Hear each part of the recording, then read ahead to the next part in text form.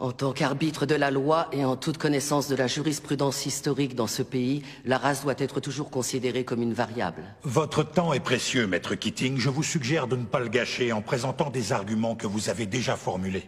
Ce ne sont pas mes mots, juge Strickland. Ce sont les vôtres.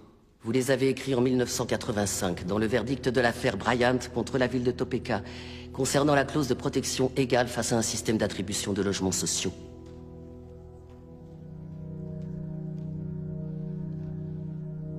Le racisme fait partie de l'ADN des États-Unis d'Amérique. Et tant que nous fermerons les yeux sur la douleur de ceux qui souffrent de son oppression, nous ne pourrons jamais échapper à ses origines. Le seul garde-fou dont peuvent bénéficier les personnes de couleur, c'est le droit de se défendre, et nous ne leur accordons même pas. Ce qui veut dire que la promesse de l'égalité des droits n'a jamais été remplie.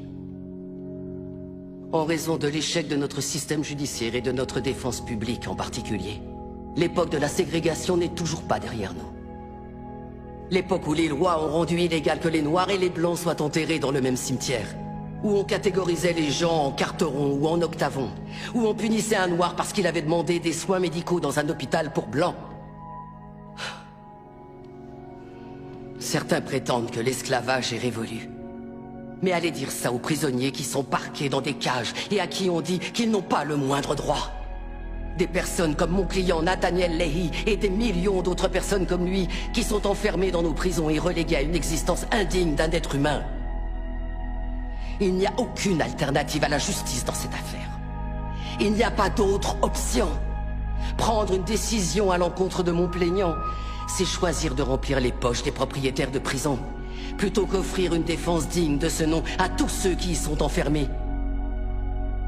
Est-ce que c'est l'Amérique dans laquelle veut vraiment vivre cette cour? Un pays où l'argent a plus d'importance que l'humanité? Où la criminalité est confondue avec les troubles mentaux?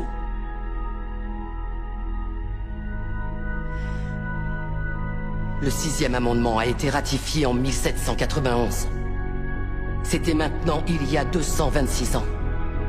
Je pense qu'il est donc temps de réellement garantir ces droits à tous nos citoyens.